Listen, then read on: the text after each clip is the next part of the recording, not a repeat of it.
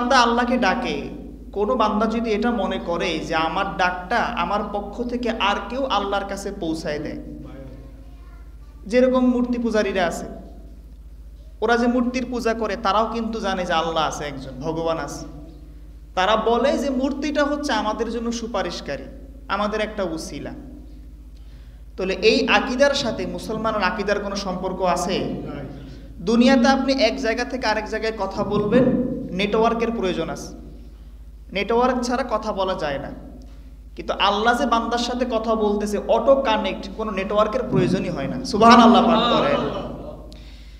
তো সুতরাং যারা এটা মনে করে যে আমরা যে আল্লাহকে ডাকি আমাদের পক্ষ থেকে আর কেউ আমাদের কথাগুলো আল্লাহর কাছে পৌঁছায় দেয়, বা অন্য কেউ সুপারিশকারী আছে আমাদের পক্ষ থেকে, এটা হচ্ছে ওই মানুষের ঈমান ভাঙার একটা কারণ। আল্লাহ বলেছেন কুল্লিল্লাহিশ শাফাআতু জামিআ, সমস্ত শাফাআত এগুলো একমাত্র আল্লাহর কাছে আছে। শাফাআতের অধিকার আল্লাহ ছাড়া বান্দা অর্জন করতে পারে না। তো এই জন্য যারা কিনা ভিন্ন কোনো কিছুর পূজা করে, মূর্তির পূজা করে, বস্তুর পূজা করে, এবং এই বস্তু এবং মূর্তিকে তারা মনে করে যে এরা আমাদের জন্য সুপারিশকারী, এদের প্রসঙ্গে আল্লাহ পাক রব্বুল আলামিন পবিত্র কোরআন সূরা ইউনূসের 18 নম্বর আয়াতে বলেছেন। আল্লাহ পাক রব্বুল আলামিন বলেন, وَيَعْبُدُونَ مِن دُونِ اللَّهِ مَا لَا يَضُرُّهُمْ وَلَا يَنفَعُهُمْ وَيَقُولُونَ هَؤُلَاءِ شُفَعَاؤُنَا عِندَ اللَّهِ। আল্লাহ পাক রব্বুল আলামিন বলেন, যারা কিনা আল্লাহ পাক রব্বুল আলামিন ছাড়া ভিন্ন কোনো কিছুর ইবাদত করে, আল্লাহ বলেন ওই বস্তু, ওই মূর্তি তোমাদের কোনো উপকার করতে পারে না, তোমাদের কোনো ক্ষতিও করতে পারে না, ঠিক কিনা বলেন? কিন্তু আপনি যদি বস্তু পূজারীদেরকে, মূর্তি পূজারীদেরকে আপনি যদি বলেন তোমরা কেন এইসবের পূজা করো, তখন তারা জবাব দিবে শুফাআউনা ইনদাল্লাহ, এই মূর্তিগুলো, এই বস্তুগুলো আল্লাহ পাকের নিকট আমাদের জন্য সুপারিশ করবে। নাউজুবিল্লাহ পাঠ করেন। আল্লাহ পাক রব্বুল আলামিন বলেন, কুল আতুনাব্বিউনাল্লাহা বিমা লা ইয়ালামু ফিস সামাওয়াতি ওয়ালা ফিল আরদ। আল্লাহ পাক রব্বুল আলামিন বলেন, নবী আপনি জানায়ে দেন তোমরা যা কিছু সম্পর্কে বলো এই সব কোনো কিছুই সম্পর্কে আল্লাহ পাক রব্বুল আলামিন জানে না। আল্লাহ পাক বলেন, আমি আমার বান্দার মাঝে কাউকে সুপারিশকারী বানাই নাই, সুতরাং তোমরা সুপারিশকারী কোথায় পেলে?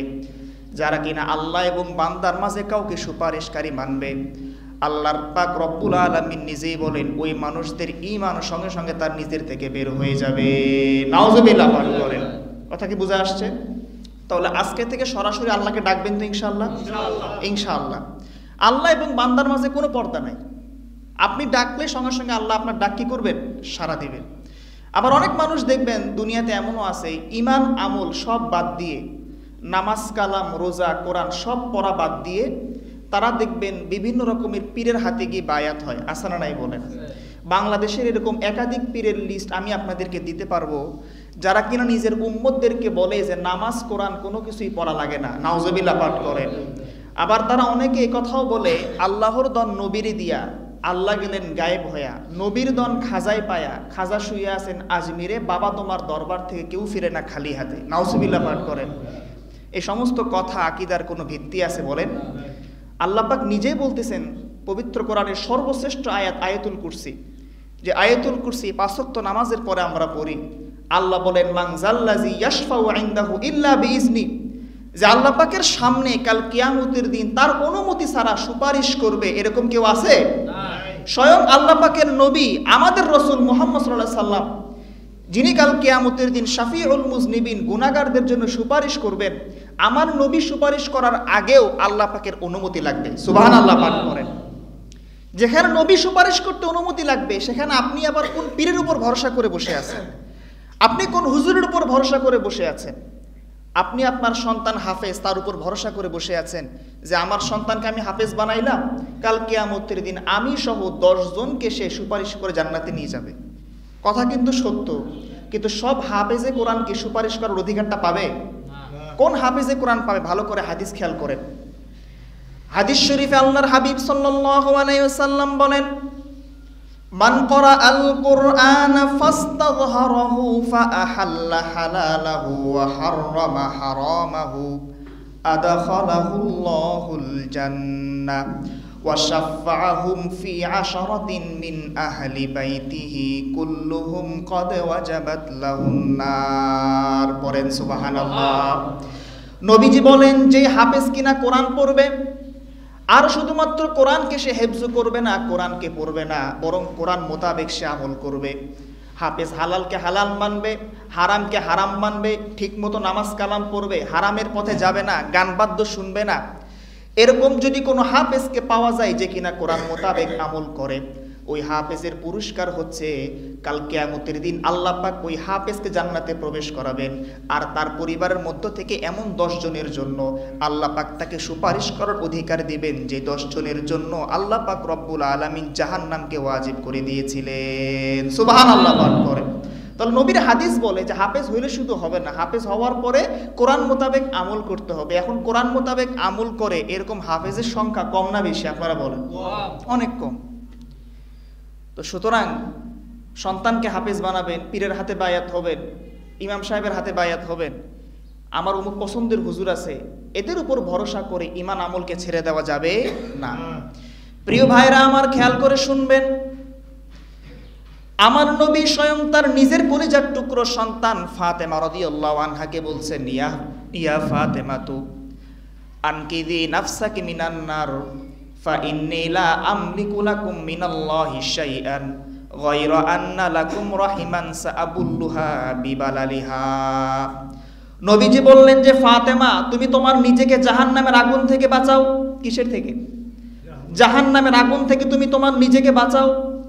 কারণ আমি তোমার বাবা মুহাম্মদ তোমার কোনো কিছুর মালিক না, তোমার সাথে আমার আত্মীয়তার সম্পর্ক আছে, আমি তোমার আত্মীয়তার হকটা আদায় করব। তুমি আমার মেয়ে হও, আমি তোমার বাবা হও, কিন্তু তুমি আমার মেয়ে ফাতেমা আমল না করে বসে থাকবা, ঠিক মতো আমল করবা না, আর বলবা যে আমার বাবা তো আল্লাহ পাকের পক্ষ থেকে নবী, আমি কাল কিয়ামতের দিন বাবার সুপারিশ জান্নাতে চলে যাব। আমার নবীজি বললেন যে ফাতেমা, খবরদার এরকম ধারণা তুমি করবা না, বরং তুমি নিজে ভালো আমল করো, তোমার আমল কাল কিয়ামতের দিন তোমাকে জাহান্নাম থেকে মুক্তি দিবে। সুবহানাল্লাহ বলেন। যেখানে স্বয়ং নবী তার মেয়েকে বলতেছেন নিজেকে বাঁচাও জাহান্নামের আগুন থেকে, আমার আশায় থাকিও না, আমি নবী, আমি তো সুপারিশ করব, আগে আল্লাহ আমারে অনুমতি দেওয়া লাগবে, সুপারিশের পাওয়ারটা আল্লাহ আমাকে দিলেন, আমি সুপারিশ করব। আর তুমি আমার মেয়ে ফাতেমা, আমি তোমাকে জন্ম দিয়েছি, তুমি যে জান্নাতে যাবা কোনো গ্যারান্টি আছে? নবীর ছেলে হলে, নবীর বাবা হলে জান্নাত পাওয়া যায়? নূহ আলাইহিস সালামের ছেলে কেনান ধ্বংস হয়ে যায় নাই? নবীর ছেলে ছিল। ইব্রাহিম আলাইহিস সালামের বাবা আজর ধ্বংস হয়ে গেছে, নবীর বাবা ছিল। লূত আলাইহিস সালামের স্ত্রী ধ্বংস হয়ে গেছে, নবীর স্ত্রী ছিল। তো নবীর কাছের মানুষ হইলেই, রক্তের সম্পর্ক থাকলেই জান্নাত পাওয়া যায় না, বরং জান্নাত পেতে হলে ভালো আমল করতে হয়। ভালো আমল করবেন তো ইনশাআল্লাহ? তাহলে আজকের প্রথম পয়েন্ট, ঈমান ভাঙার কারণে আমরা জানলাম যে আল্লাহ এবং বান্দার মাঝে কাউকে সুপারিশকারী মনে করা যাবে না। আমি ডাকলে সরাসরি আমার ডাক শুনে কে? আরো জোরে বলেন কে? আর মনে রাখতে হবে যে আমার জন্য অমুক সুপারিশ করবে, তুমুক সুপারিশ করবে, এই আশায় আমল ছেড়ে দেওয়া যাবে না। আল্লাহ আমাদের সকলকে ভালো আমল করার তৌফিক দান করুন, সকলে বলি আমিন।